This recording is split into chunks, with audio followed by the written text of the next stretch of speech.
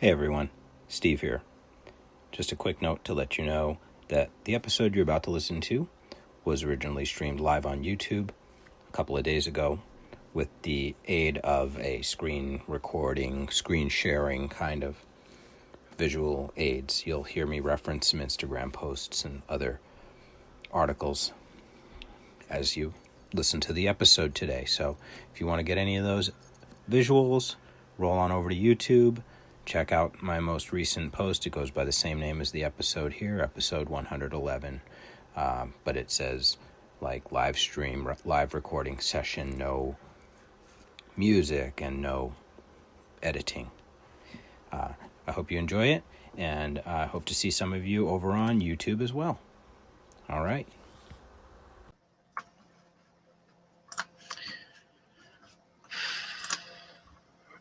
Got a few interesting matters to discuss on this episode of the podcast. Recently came across a thread on Reddit that reminded me very much, well, it didn't remind me so much as it absolutely re-immersed me back in the experience and the discussion of an experience I had a few years back now. I want to say it was around 2008, so a ways back now, with a group called the Landmark Forum. Some of you may be familiar with it. As you can see here, I always give myself notes, intro, disclaimer. We smoke weed on the show. All right, YouTube, we've already age restricted the entire channel, so I don't know what more I can do there. I think we're going to be keeping it to my avatar icon today anyway, not really going on camera with the smoking anyhow, but cannabis conspiracies and you since 2017. Baked and awake. So yeah, always be aware of that if you're listening at work, if you're, in mixed company and you don't want the odd cannabis reference to make you look like a scoundrel to those in your immediate surroundings. Keep it in mind. I was going to say, let's discuss stuff about the coming year in terms of social media landscape, and how we're going to navigate that together, as a podcast, as people, as a community, as a, two-way interactive community. But I think we'll leave it for another day, really. I just don't have the energy for it. It's a tedious ass conversation, and it's depressing. Social media and what it's become and what we have to look forward to in the wake of, real-time fact checkers, etc. Warnings and labels being applied to people's posts, even really casual joking posts, memes and things. It's a lot to really try to digest meaningfully for anybody. So I don't know when we're going to go after it, but we'll talk about it soon, I'm sure. Okay. Yeah. Before we jump into talking about the Landmark Forum, I recently appeared on my friend Josh Kincaid's Cannabis Club. The Chronic Club, the Talking Hedge is his podcast, a great cannabis business overview type podcast. Josh has an amazing insight into the industry, a lot of experience in the industry here in the Pacific Northwest and in the larger national and international markets, and provides great commentary on the state of the more business side of like legal cannabis these days. But we do a monthly Chronic Club. It's a newer activity that Josh has been coordinating. I appeared on his podcast a couple weeks back. Got a link in the description for this episode for you for that, or there certainly will be by the time this goes live on YouTube in a little while. And likewise, when it goes out as a podcast episode. But the Talking Hedge is Josh's podcast. We had a great chat and great conversation about CBD in this case. And we tried a CBD product that you can go and check out the episode if you want to know a little bit more about that. But, as an adult, lifelong cannabis user, I am definitely a person who these days, with the accessibility that CBD is becoming is becoming is developing for CBD in concert with THC type products. This is something that's ever more interesting to me and ever more, something to look at for any of us who are looking to improve our health and live a healthier lifestyle and to have a more robust, fuller relationship with the cannabis plant. I think a lot of us are leaving a lot on the table by not integrating some CBD into our lives for treatment of chronic conditions of different sorts. We talked a lot about the complexity of the question of how do you know if it's effective or not? How do you know if you're getting your value for your dollar or not? Are we in fact getting our value for our dollar or not? These days, with what we are presented in the legal market as CBD products, is it therapeutic doses? Are they affordable? So it was a great conversation. I'm actually recording with Josh and the crew later this morning for another episode of the Cannabis Club. And I'm holding a cool looking hemp blunt from Blunt Royale here that I believe, and it's like a big twaxed fatty joint. Looks like a 2-grammer or something like that. It says it's a gram. Getting generous in my old age there, Blunt Royale. But anyway, nice little twaxed sprinkled hemp wrap. Looks like it's packed pretty nicely with flour, so that should be a good experience. It should be fun.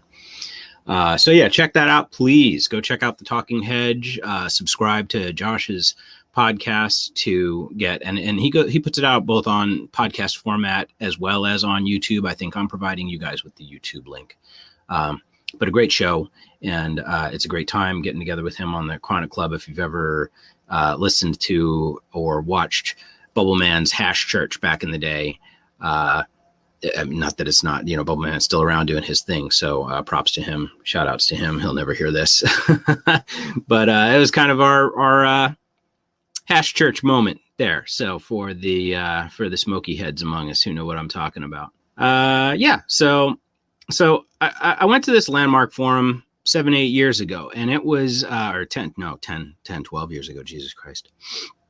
And it was a weird experience. It was a what do they bill it as? They bill it as self-improvement, pop psychology, motivational speaker weekend, come and learn some techniques to, empower yourself in your life and career and stuff like that. And I'm not going to rehash it super deeply here today, except to briefly take a peek at this Reddit thread and point you guys at it and give you a link to it. And then I'll actually refer you back to 2 episodes I did on this subject about my personal experience with this, because the reason why I bring it up is because the person who posted it made a almost direct connection not only to Landmark Forum and Scientology, which I had heard before and was aware of, but to the Nexium Cult, which many of you should be very familiar with by now.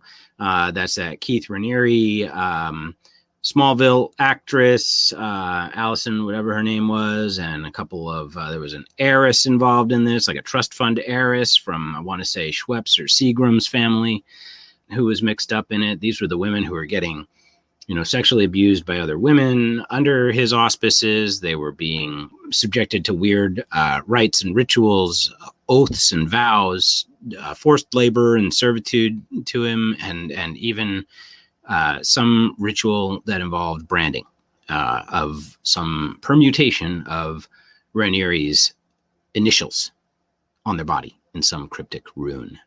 So all I could say is wow to all of that. And, none of that is totally new to most of the folks who I expect are even remotely listening to this podcast these days. Let's click into that Reddit thread super briefly. So this was posted 10 days ago. The OP has a couple of off-color comments about the Landmark Forum volunteer who tried to pressure him to continue to stay involved in the forum after their initial introduction. He attended a weekend seminar, not unlike the one that I did. So what I'm doing is giving you this proviso as a form of warning that you're going to hear like very casual body shaming sort of tone in a couple of his comments in this post. But let's read the initial post, and I might scroll down to read one or two other or highlights out of one or two other of the replies to this post, not focusing on his tone deafness socially, because the other commenters definitely did that and sort of straightened him out on that. So we don't need to take him to task on that right here. Not that worried about it. But here we go. The Landmark Forum is a cult. I recently went to the Landmark Forum course after doing the Landmark Forum introduction. Again, this is like basically the exact thing that I went through. I definitely knew prior to participating in both that I wanted to document and share my experience. However, didn't know where to post. Two other subreddits crossed my mind. To begin, I need to be very clear. I did not want to do the course or the introduction and did not pay for the course. My boss, who holds places in other areas of my life, encouraged, pressured, and advised me to. This is key to the Landmark Forum approach. It's really deeply entrenched in corporate America and is used internally in a lot of companies. I'm talking like Fortune 500 companies. Some of them fuck with this. No joke. And so managers and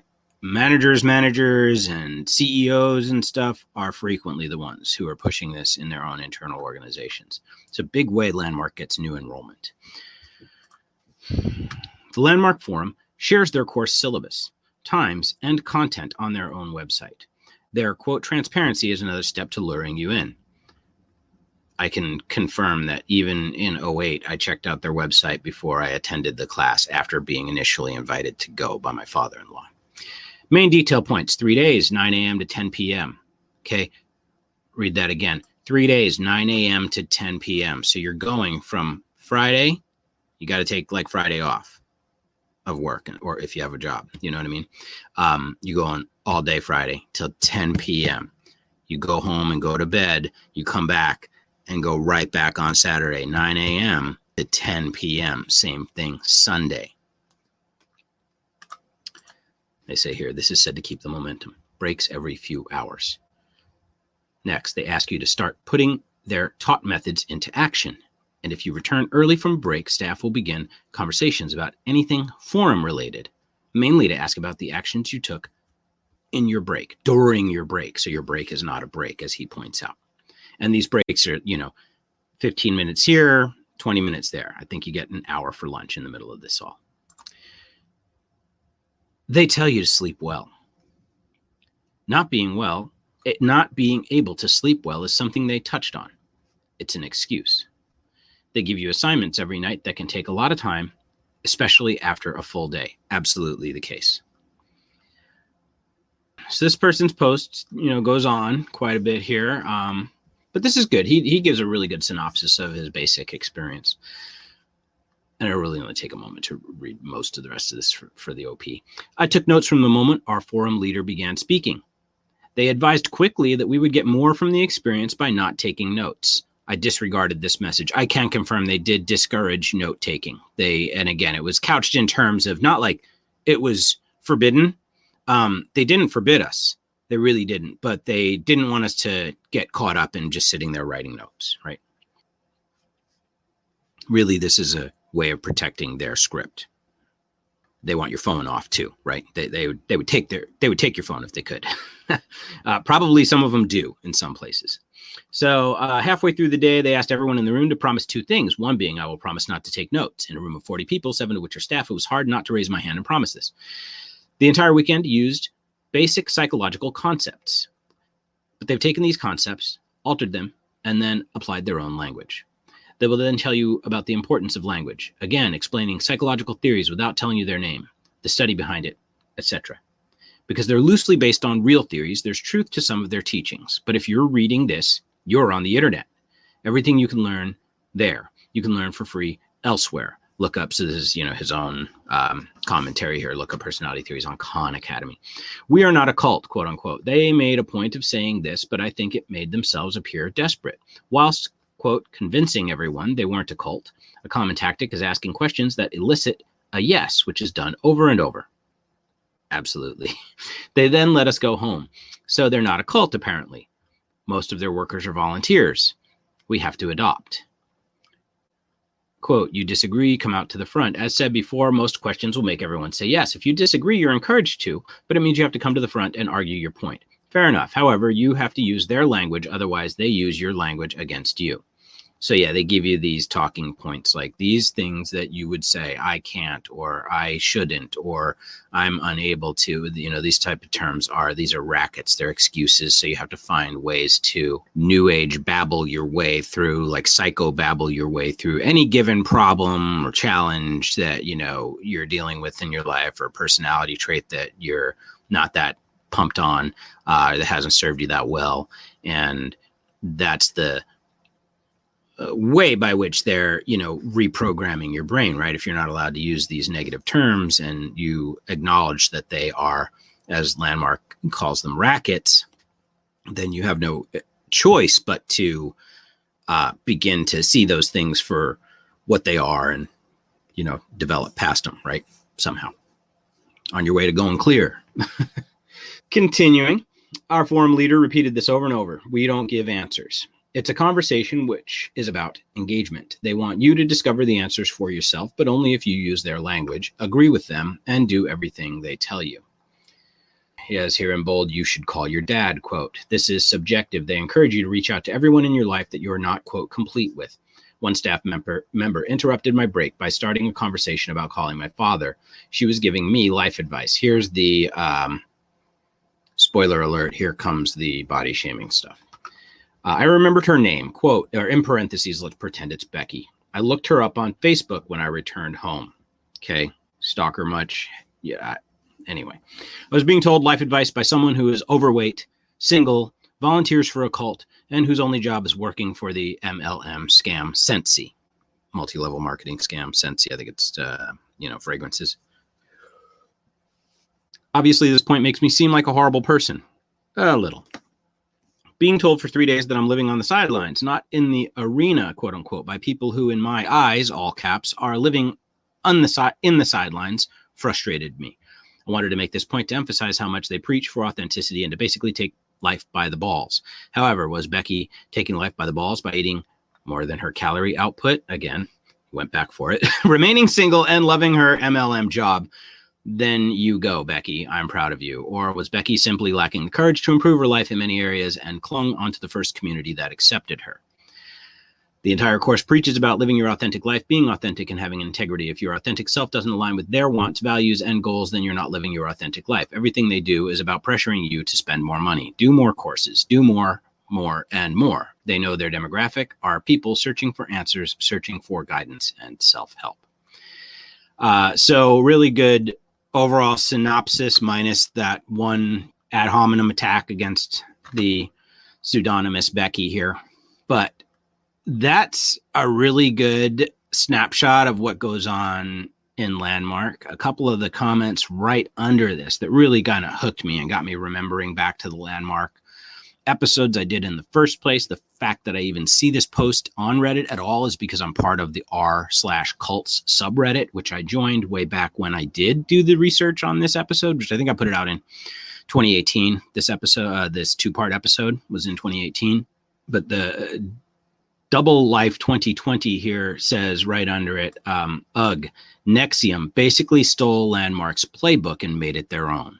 So many similarities. And then below that, someone rejoins, and Landmark hijacked the less weirder parts of Scientology.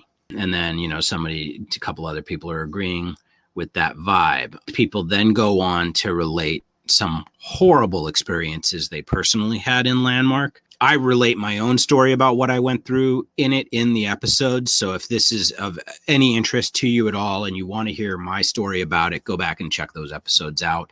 They are on YouTube. They'll be in the show description here, and they're in your podcast back history for Baked and Awake. You'll need to scroll for a while, right? Because we've got a lot of shows. So, but look for them in 2018. Yeah, somebody here. Joel Douglas Ollie Douglas Seeley Joel Douglas Seeley Anybody else have to describe being molested as a child in front of 300 strangers while sleep deprived, cold, and hungry? Were told that they enjoyed part of it, were made to admit it, then have to commit to going and calling their abusers on break and apologize for being disgusting to them all these years after them repeatedly molesting me as a child is completely normal? Or was that just my experience? So that story was shocking. Here we have another one. I saw a woman then bully a woman who was raped by her father into calling him to apologize. Somebody else here. This is Joel Douglas elaborating on his experience.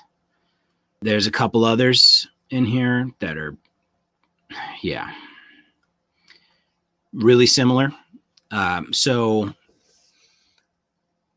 I think at the time that I put these episodes out, I entitled them Assholes Part 1 and Assholes Part 2. And then my subtitle on each was like, the Landmark Forum is, quote, probably not a cult.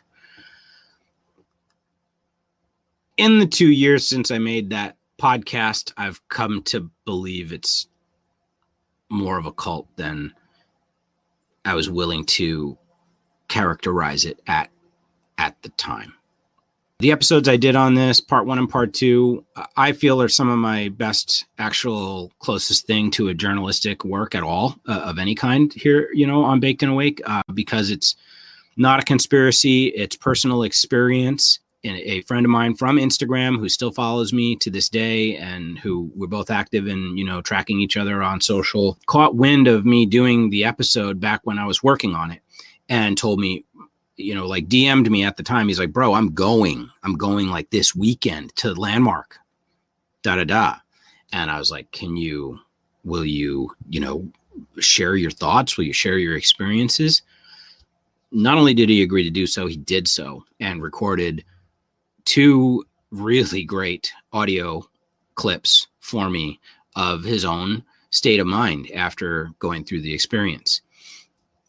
Absolutely fantastic experience. Great independent, third party sort of corroboration and, just like that extra color of another point of view being added to that podcast. And the conversation, I feel, is an important one, that of the cultish nature of groups such as this. Please, I hope you guys find it as fascinating as I do and want to check it out. The thread has a lot of replies to it. I'm linking to the thread here in the show notes for you as well. I've got a detailed comment in there myself. Somebody here, Petite Pantoufles. Yeah, Petites Pantoufles. I hope I did that some justice. Commented here, they're actually a 21st century spinoff of a culty 70s group known as EST. That's Earhart Seminars Training. I go into that in some detail in my background on the Landmark Forum in my own episodes, so I won't, read this whole comment here. Suffice to say, it doesn't get a lot weirder than this. If you've got personal experience with Landmark, I would love for you to comment on this video and tell me what you know, what you went through, to the extent that you're comfortable. If there's enough interest in re-exploring this in detail, and especially if I have anybody who wants to, help come to the conversation with their own personal experience, especially if you did the advanced courses, which are like the next level after you go through a 3-day weekend with the introduction program to Landmark. That would be big. That would be really big. I don't think I've really talked to anybody who's gone through the advanced courses and is willing to talk about it. So there you go. Landmark Forum is probably a cult. Okay, that's what's up. So there's the link to the Landmark Forum as a cult thread. There's my Assholes Part 1 and Assholes Part 2 links. In addition, on that Reddit thread, someone linked us to this, which is a archive.org re-upload, like preserved upload of a French documentary called Voyage des Nouveaux, Guru.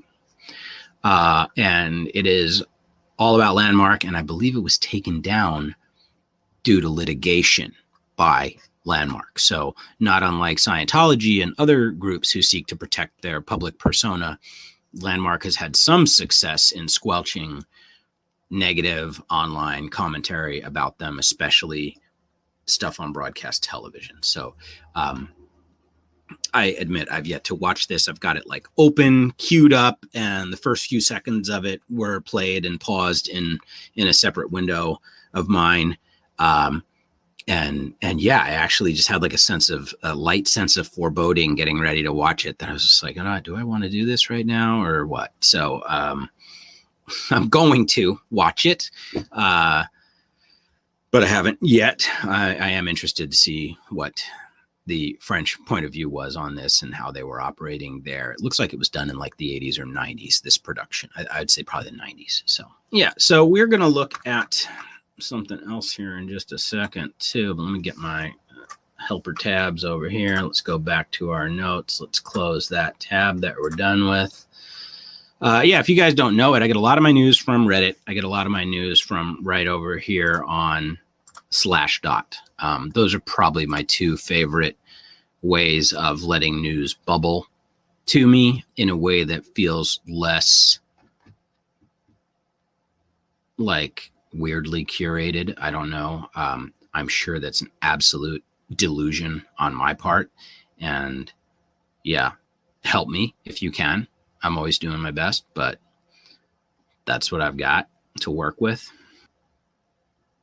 Yeah, that was Reddit. Now we're going over here to Slashdot real quick. And I'm going to back up from this story itself to go back to the search function on Slashdot here. And I'm literally just going to search the term deepfake and see what we get. Boy, she's chugging. There we go. 502, bad gateway. There's no bad gateway. There's no bad gateway. All right, let's just go back to top level. Let's kill that tab. That tab is struggling. Let's come back. Slashdot, you coming up, or are you under DDoS right now? You're going to fail me right in the middle of my recording. Okay. Yep. We are having trouble. Whoa. Guys. How's Slashdot going to crap out on me right when I need it most? That's like my whole next jam is about deepfakes. We were going to look on Slashdot and look at all these stories about deepfakes because there are a lot. I posted a couple posts to Instagram this week about deepfakes. I showed a clip of a video with a fella. Let's see here. I guess I could probably show you my Instagram posts. I wonder how that works in terms of YouTube. Am I gonna be okay or not re-uploading my own stuff from Instagram if my Instagram stuff isn't really mine? I don't know. Oh, I hate Instagram on the computer. Doesn't work right. Trying to get this guy's audio to work, but he's telling us that that's not his real face, right? Or that wasn't a real marker, that wasn't a real background, and that wasn't his real face. So he's got fake glasses, fake face, fake marker, fake background, another fake face. Okay. This is really simple deepfake tech. There's nothing to this really. I mean, he might be using some good software, but there's even really cheap crap out there that will deepfake you rather well. Like not one image, one selfie can get you results like this in a 3-second clip. Let's say you have, a folio of 100 images of a person from different angles. Okay. From above, from profile, from below, etc. And really fed that into a piece of software that had some horsepower behind it. How closely do you suppose those people could be mapped onto characters. This is the Reface app that I'm using, knowing that this app is like harvesting my data and my images and doing God knows what with it. I'm pretty sure the Reface app was a Russian company that people were all up in arms over. I can't get the audio, just doesn't work on PC for me. On Instagram, it's probably better, frankly. So like if you're watching this, we're looking at Zuckerberg testifying before Congress like earlier this week, right? And the guy in this video, follow me on Instagram, Baked and Awake. You can see and listen to these posts there and get the full audio. You can comment there. I'm just as active on Instagram as I am here on YouTube. But he's pointing out that Zuckerberg's entire forehead is fucking pulsating. It is twitching up here, right above his eye. There it goes. Freckles moving. The freckles fade in and fade out of clarity as well. They literally disappear. Okay.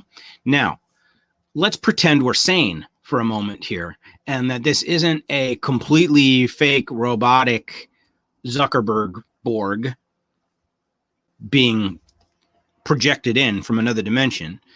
Nor is this a fully artificial, completely made up fake human sitting there. Look at the edges around his face. Okay, as I'm looking at this on a larger display, look at the silhouette around him. Either they're using a virtual backdrop behind him or some other kind of green screen tech. I'm guessing, because look at the way the lighting is around his head. He's locked in. This reminds me a lot of when my wife's playing around with Snapchat filters, right? So this is what I was going to say. Pretend we're sane right now and not conspiracy theorists. Maybe he's using a Snapchat filter to look healthier, look, alert and have glossy skin or some shit. Maybe that's what we're looking at here. I don't know. I love this clip though. My point here, and what my caption says on the side here, is what did I tell you the other day about undisclosed deepfakes making their way into the wild? So this is what I'm saying.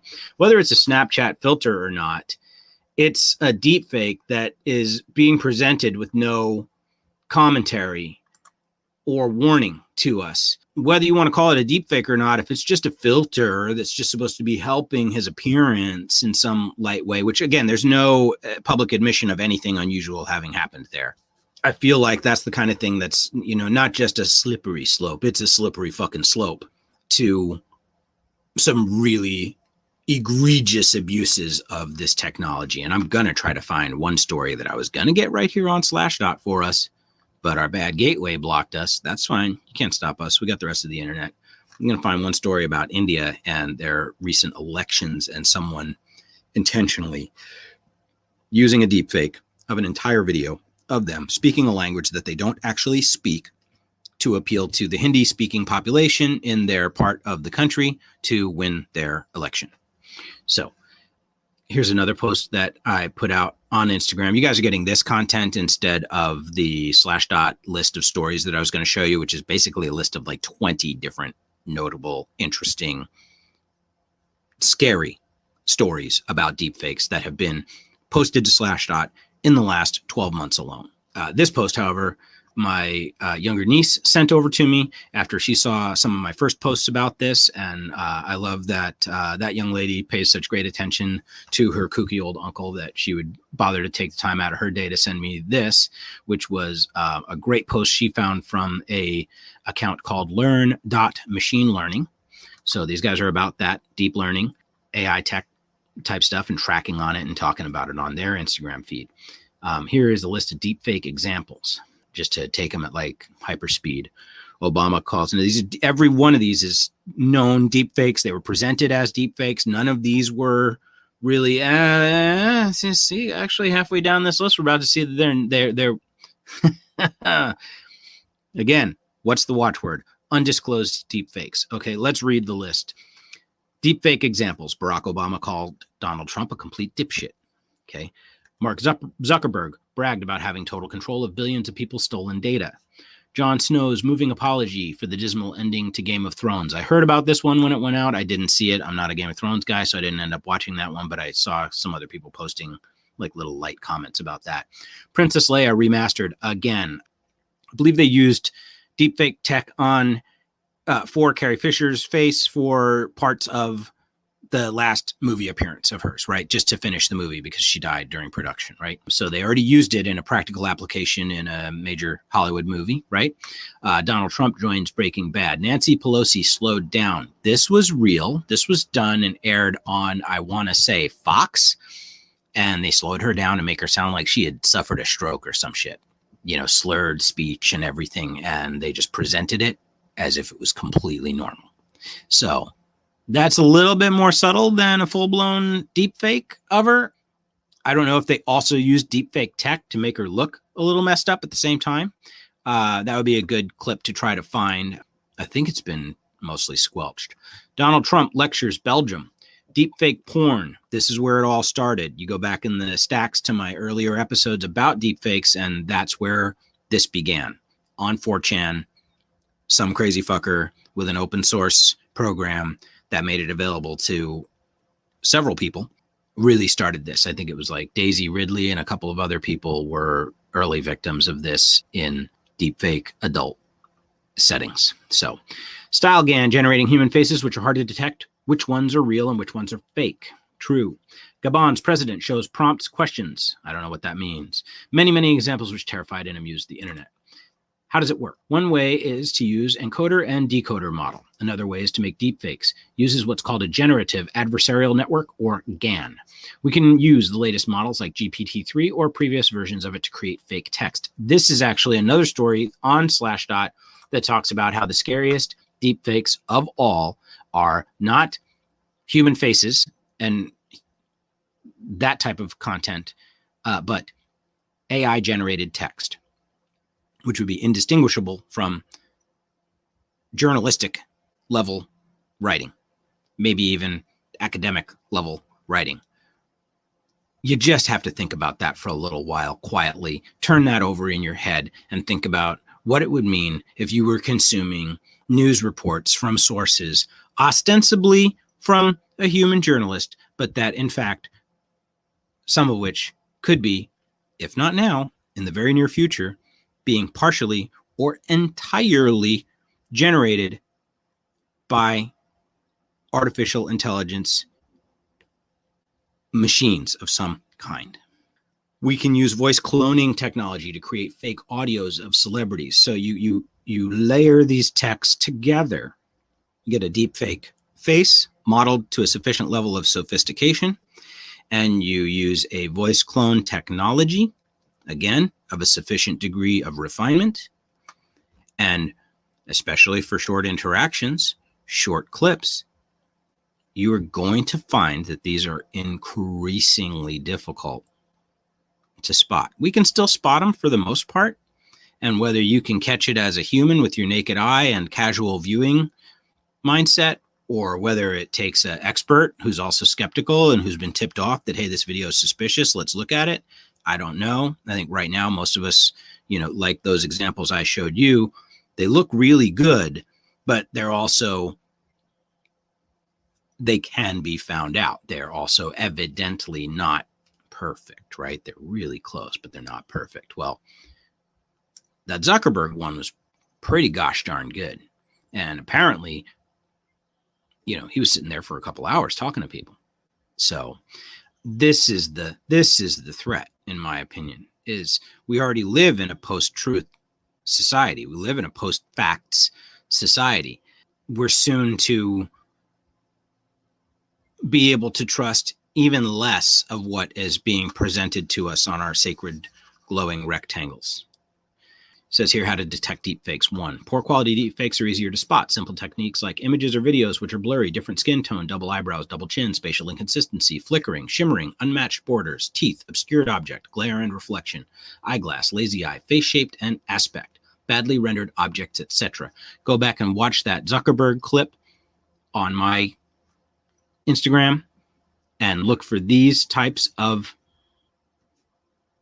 anomalies in the image of Zuckerberg there, and tell me we're not looking at some sort of tech being applied to his face there. Do we call it a snap filter? or do we call it what it is, a version of deepfaking?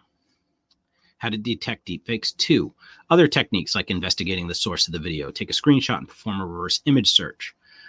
Big MNCs are actively funding the researchers, universities to create algorithms which can detect deepfakes. You can find more techniques at Deepfake Detection Challenge.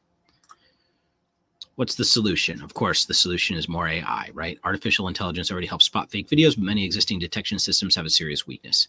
Another strategy focuses on the provenance of the media. Digital watermarks are not foolproof, but a blockchain online ledger system could hold a tamper-proof record of videos, pictures, and audio, so their origins and any manipulations can always be checked.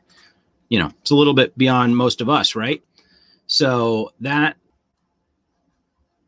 did I get to the, yeah, so are deepfakes always malicious? Not at all. Many are entertaining and some are helpful. Voice cloning deepfakes can restore people's voices when they lose them to disease. Deepfake videos can enliven galleries and museums.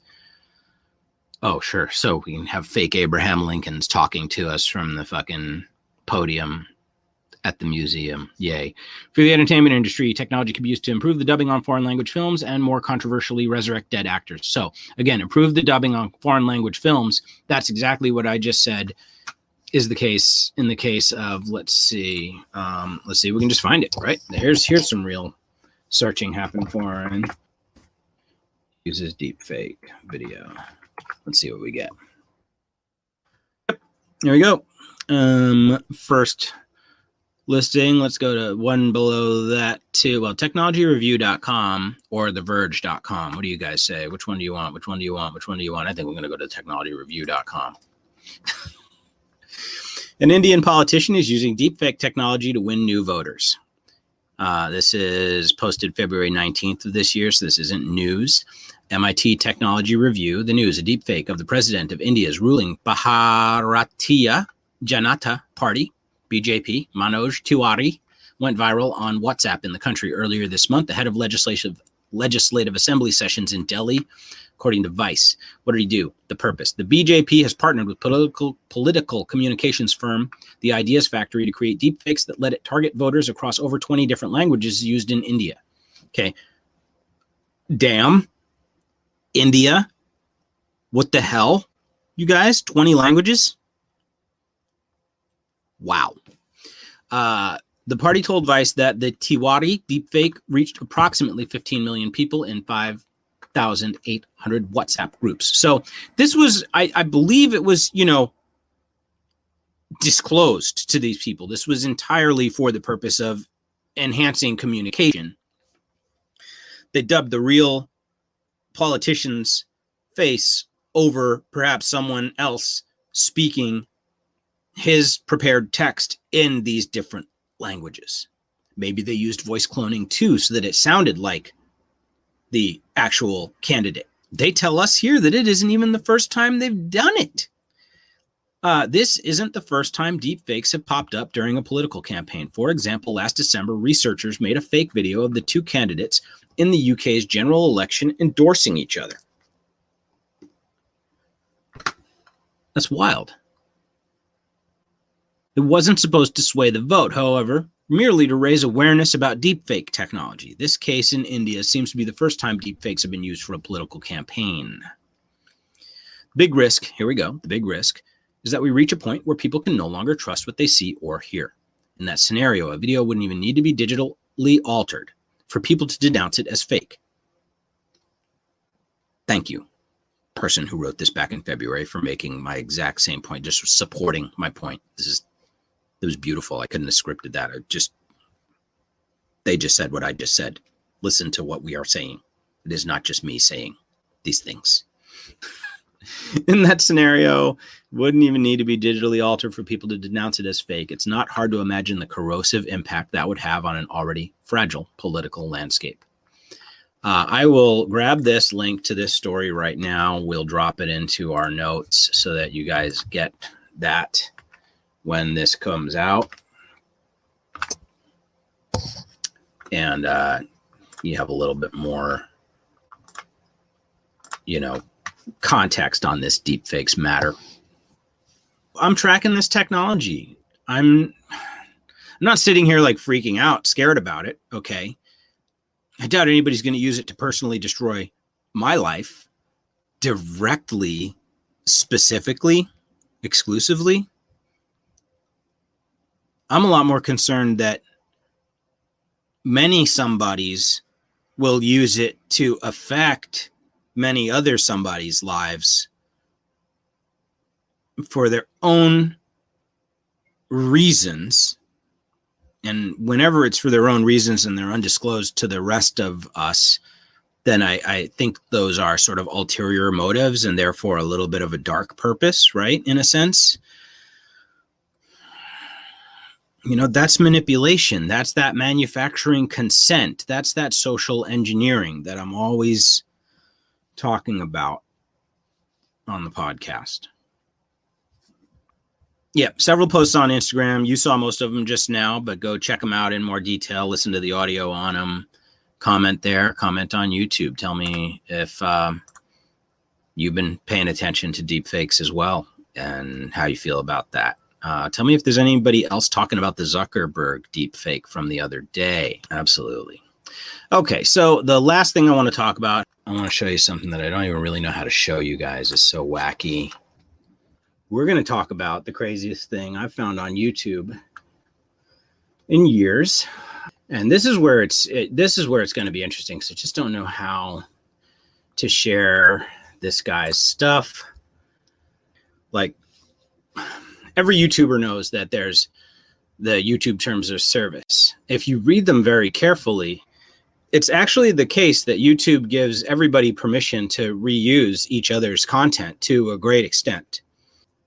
Although that's in writing, you know, once you've uploaded something to YouTube, it's on YouTube and it's free to be, you know, pulled down and re-edited and re-uploaded by other YouTubers, including YouTube. People do get upset about it with each other, right? They feel like people are taking their content, etc. And so what I'm going to do is introduce this channel to you, introduce his theory to you, show you his channel, and then I'm going to kind of turn you loose on it yourselves. Okay? Because I need some other eyes on this. I need some other ears on this. And yeah, I don't think I can even tell you this story remotely as well as the channel can themselves. And in particular, I will. Well, let's go there, right? Let's go there. You guys smoking weed? I hope so. I'm gonna fucking pack a bowl here. I haven't even been smoking. I'm too busy working for you guys. Right? Let's take this over here. Let's take this guy over here. Drop it in. That's my YouTube channel. If you haven't been there, podcasters. All right. If you're listening on YouTube, you already know where we are. Podcast listeners, though, there's a lot of extra stuff on the Baked and Awake YouTube channel. So I'm always encouraging you to go there and sub to me there. Please do. So the name of this channel, An American Scheme. Okay. I subbed. I hit the bell for homie. Okay. He's a little bigger than me. He gets more views than me, from what I can tell, a little bit more views than me overall. And he's been at this for a couple years, for sure already. What's his deal? Well, what's his about page say? An American Scheme, 2.4K subscribers. I know for a fact that Diana Ross got pregnant at age 14 by Smokey Robinson. Barry Gordy said, "You have to get rid of that kid if we're going to work together." So Barry came up with the plan to send the baby to an old friend of his, Joe Jackson. Diana and Smokey gave their baby Michael to the Jacksons so they could be stars. But then they came back into MJ's life and also made him and the Jacksons famous. But this is where MJ's life is turned upside down, and MJ is left without a real family. This is how and why MJ becomes Peter Pan. I have the one and only true and final story about Michael Jackson. Please try and understand the truth and what it really means. So I'm really glad I read his description again, because it's really important to give you the proper context for my fascination with the channel, in order for me to even, hope that anybody's going to check it out themselves and do so with an open mind. So you've been listening to me for a while. I'm in my 40s, so I grew up in the 80s when Michael Jackson was at his absolute peak. When I was a kid in the 70s, the Jackson 5 was,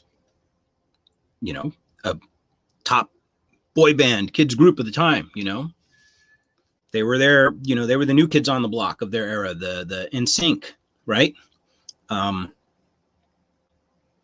Who is it today? One Direction, right?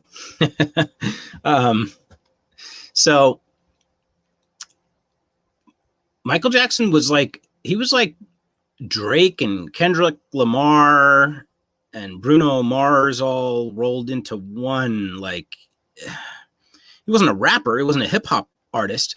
What I mean is I guess I was trying to equate the scale of Michael Jackson's stardom in his era to, like, if you took Drake and if you took Kanye and if you took somebody like, whoever, the biggest personalities in entertainment today, and they're still talking about Michael Jackson today like he was, an otherworldly being. So when this guy tells a guy like me of my particular age that he's got a theory about Michael Jackson and Diana Ross, and then goes on to do many videos about this, okay, let's click over to his videos tab. You're going to pause and listen. You're going to check it out. So, have I watched every single one of his videos? Absolutely not. In fact, these devolved, and see, look I'm going down a big old wall of videos here, right? These devolved at a certain point into some weirdness that I still haven't fully parsed. I mean, I'm still going down here, right? Great thumbnails on a lot of these, but you don't always get big clips. I would definitely recommend that you approach this channel in a specific way, probably the way I have, which is you go back to the beginning. Michael Jackson is Obi-Wan Kenobi, part 1, part 2. Look at his great thumbnail on these. Wow, those are absolutely awesome. Diana Ross and Michael Jackson, same eyes. So here's what's up. All right, here's what's really up. His description was great. His About Me tab was great, right? That told us what his theory is. His videos, as you can see, do mostly seem to be on topic, right? Okay, so this is another good sign.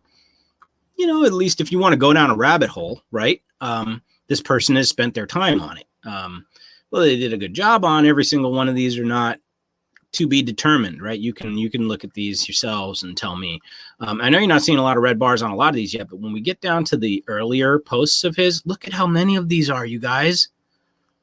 Like, I have like 150 uploads on my YouTube channel. This guy's got to have 2 or 3 times that. Okay, here we go. See? So come back to this era right down here. You see where I've got them all? I've watched them all here. All right. Full bars. All right. I gave this guy all my love. All right. By the way, if you guys are watching this on YouTube and you are still with me after my run downstairs to grab coffee and hit the old boys' room for a quick second there,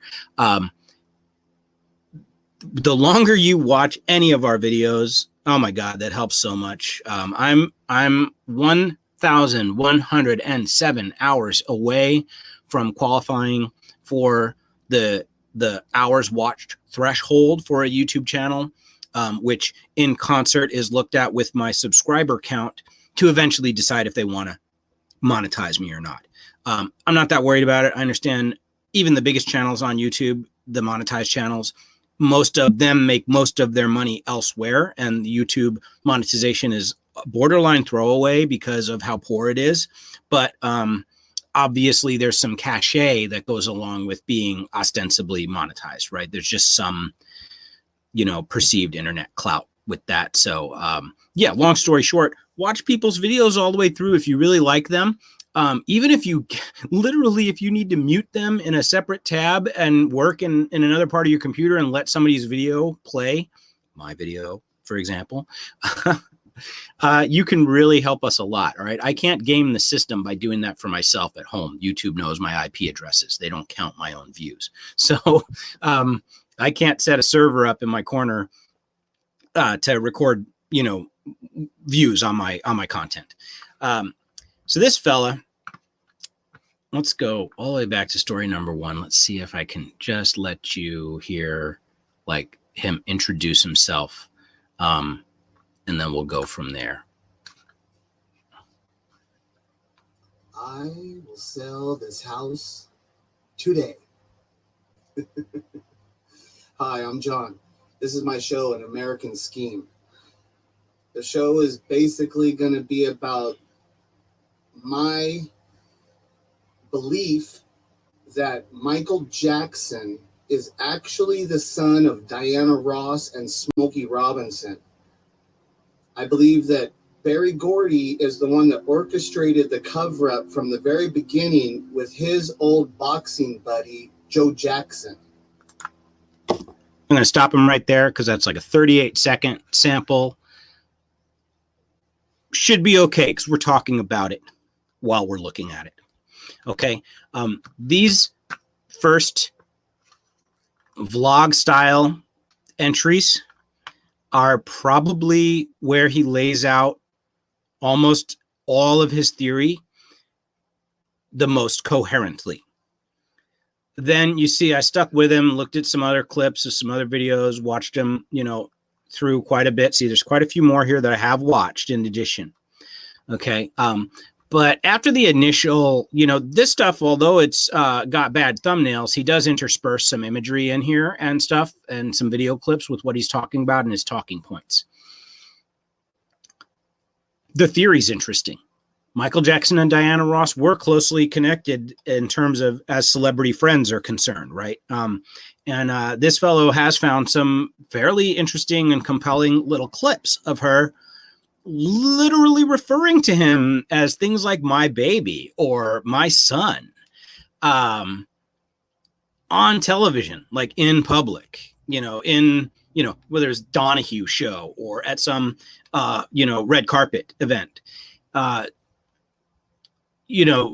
things that aren't incontrovertible or irrefutable or couldn't have been taken out of context. But, anybody who remembers Michael Jackson knows there was a recent documentary about him that kind of reintroduced his story to the whole world. What was it? Finding Neverland, right? I need to watch that. I frankly would like to watch that.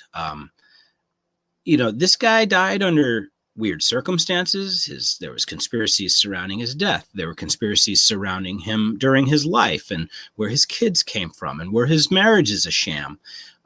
Was he, involved with children in totally inappropriate ways? Hence the Neverland documentary, right? A lot of the world thinks Michael Jackson was a pedophile.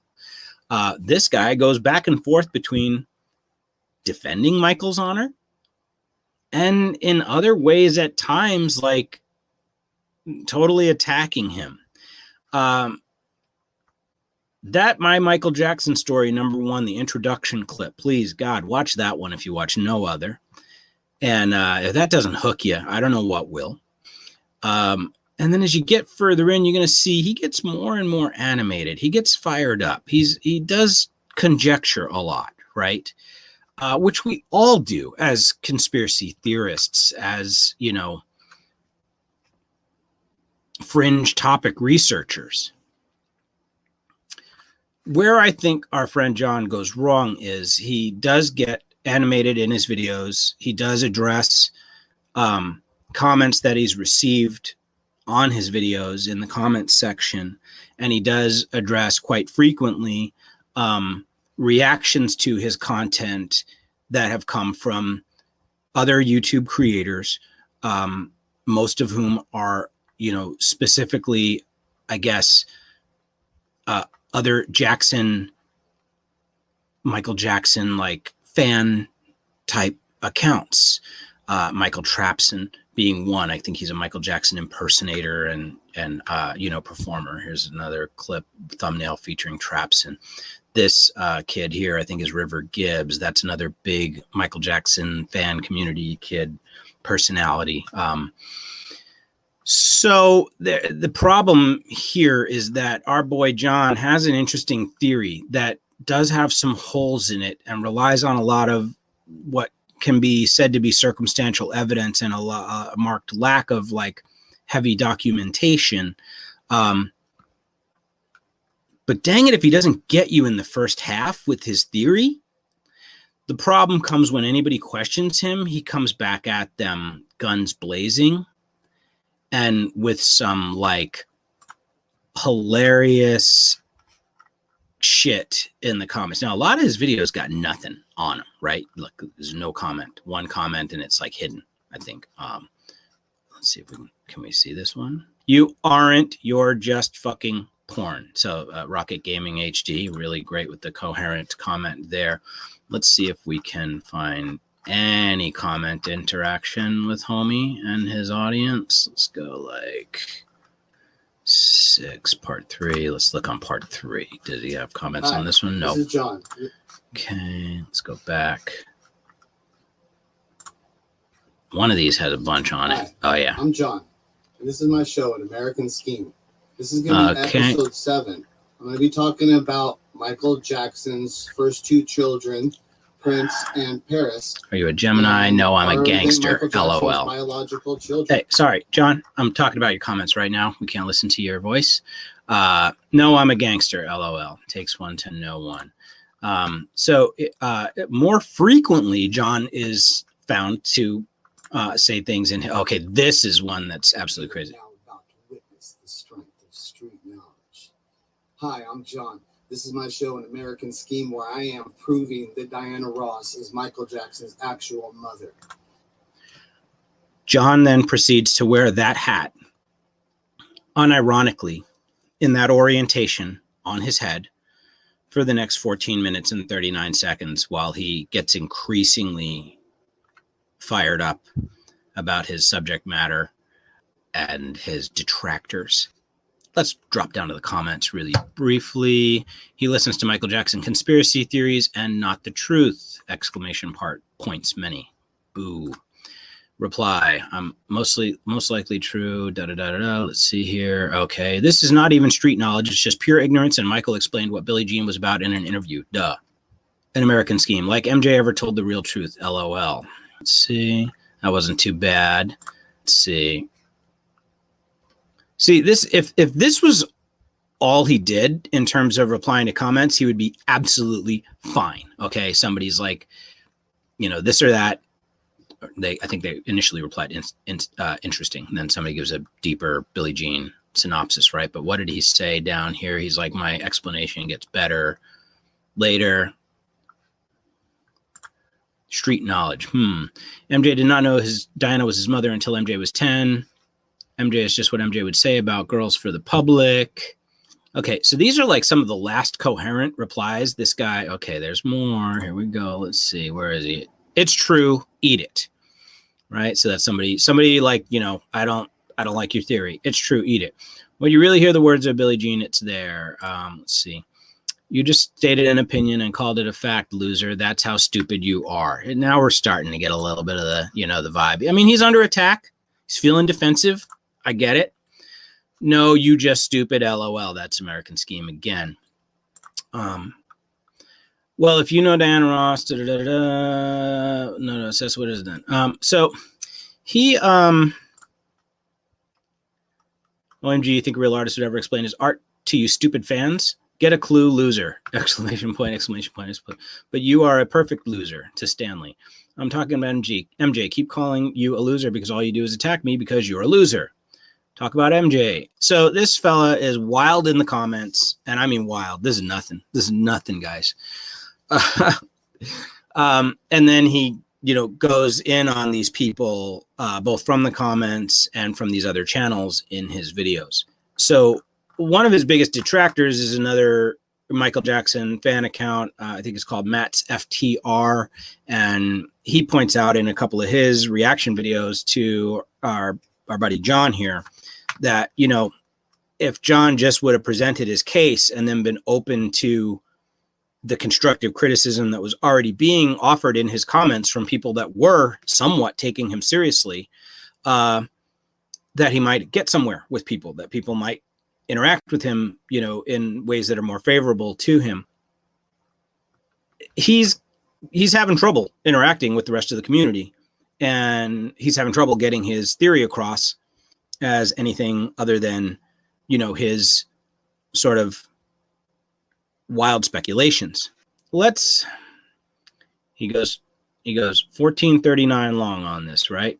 All right. So here's, you know, I'm really probably putting a mark on my own target on my own back here with American Scheme, but really I was first interested in his channel because I don't know what YouTube algorithm bubbled up his first like intro video, but they served me up number one, and I watched that, and he wasn't mad at anybody yet. So he was just telling his story. And I was like, I put my shit down. I texted my mother. I was like, Mom, what do you think about this one? You know, all the way down in Nevada, right? I loved it. Okay. So an American Scheme, if you ever see this and if you're tripping or thinking about tripping, bro, I mean, we could talk about the hat all day long. I don't even, you know, I don't know where to begin on that. Luckily, I think we only see the hat the one time in all his videos. He cut a lot of flack for it in the comments, but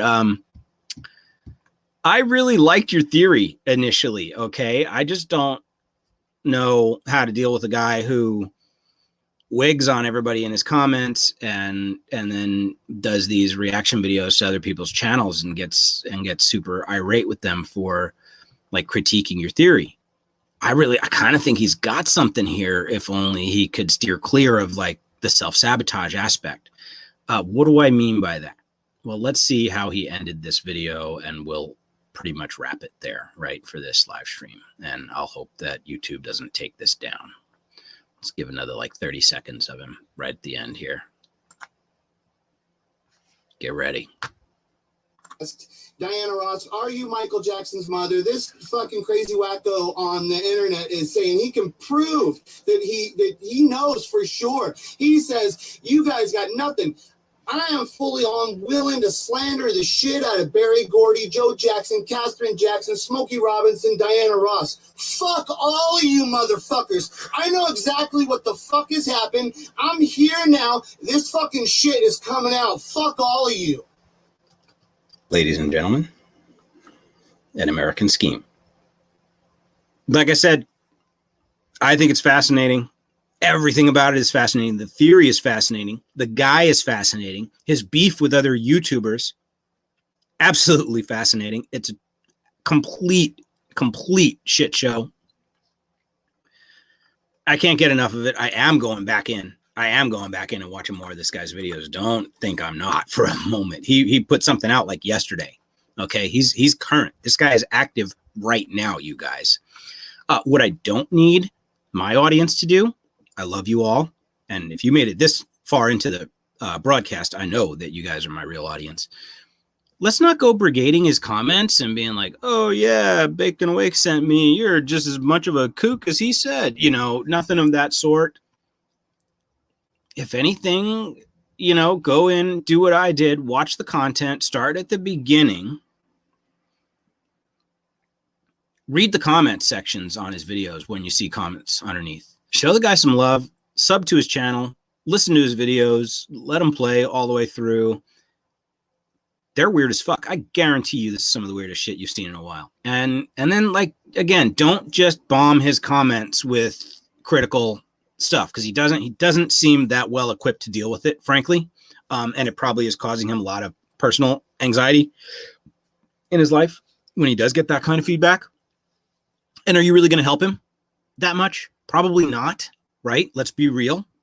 So I'm saying watch it and enjoy it for what it is. Feel free to comment on his stuff if you want to, but maybe try to keep it couched in some kind of terms where once you get a vibe for how he replies to different comments and what type of comments he likes and what kind of comments he doesn't like, maybe you can game that system a little bit and get some nuggets from him, right? That's entirely possible. Okay. A lot of you are very subtle individuals. So I give you all credit where credit is due. But this has been a great time. This has been probably an hour, probably more than an hour. So let's wrap it here. You've been introduced to an American scheme. It's not going to be top line in the description for this episode. We're going to kind of keep it on the low for now. Let's all keep watching this saga unfold together. Let me know personally what you think of his first few videos, especially that introduction video where he lays out the whole theory in detail. Again, follow me on Instagram, baked_and_awake, baked_and_awake, duh. And because I do have a post about this, an American Scheme channel, going back just a few days here, where I first introduced it when I first found it. So feel free to comment there or just comment here under this video. That's the episode. Go support the podcast. I never ask for money. I don't do my Patreon. I don't make a big deal about it, but I'm not affluent. We pay for this ourselves. Nobody asked us to do it, but boy, it sure does put some wind underneath my wings when I get the very little bit of, I get a couple of bucks every month from a couple of my longtime audience members and supporters who probably stay signed on because they know they're the only two who are taking care of me in the world and feel guilty if they stop because they know I'd notice. Help those guys out, all right? If you don't want to help me out, help out my two long-suffering podcast supporters. Visit my website, bakedandawake.com, and find the support tab and, I don't know, hook it up on a one-time or send me $1 a month or $2 a month somehow, some way by friends and family.